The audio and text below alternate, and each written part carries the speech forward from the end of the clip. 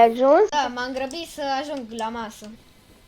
Dar unde mergi? De ce te grăbești? Mă grăbesc că mă duc afară cu MJ.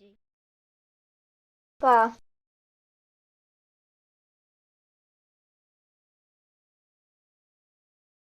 Dar nu mai veneai. Ei, lasă, cum mai ești? Bine, unde mergem? Nu știu.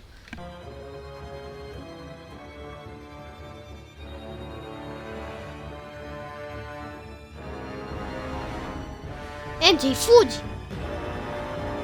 Domnul Stark a murit, ce vrei de la mine? El nu vrea pe Tony, te vreau pe tine. Păi de ce? Ce ți-am făcut? Vreau să ne luptăm. Dacă eu câștig, tu trebuie să ieși din Daily Bugle. Și Unde ne luptăm? în Daily Bugle. Ok, ne vedem acolo. Eddie, Da, Peter. cât mai are costumul de la domnul Stark să se încarce? Zi. Nu mai am timp. Bună, Peter. Tu cine mai ești?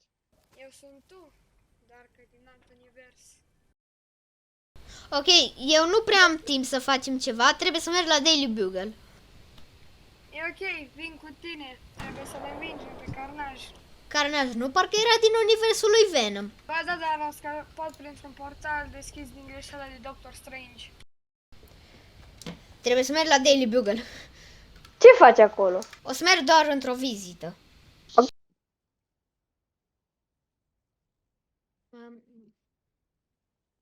Gata, hai la Daily Bugle.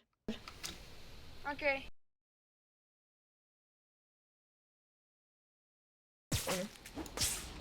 Am mai auzit de tine. Știu că ai învins un tip pe nume Misterio.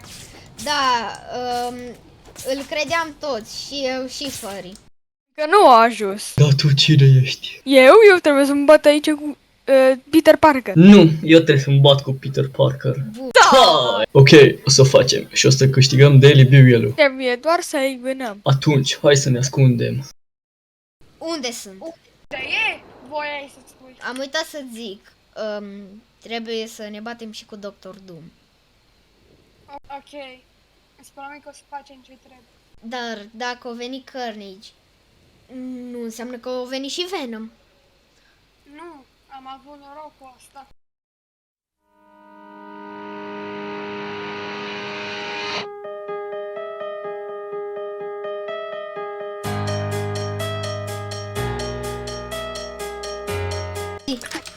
Urca pe clădire.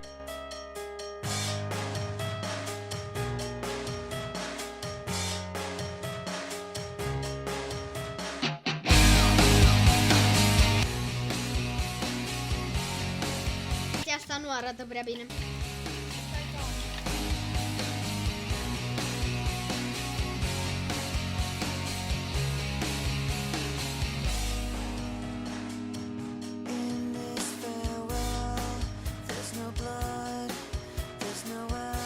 Hai să ne despărțim.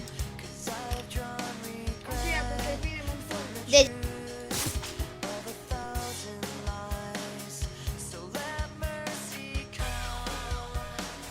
Distruge-l!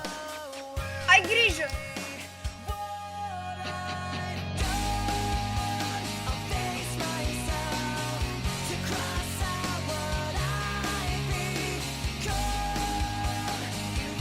MJ.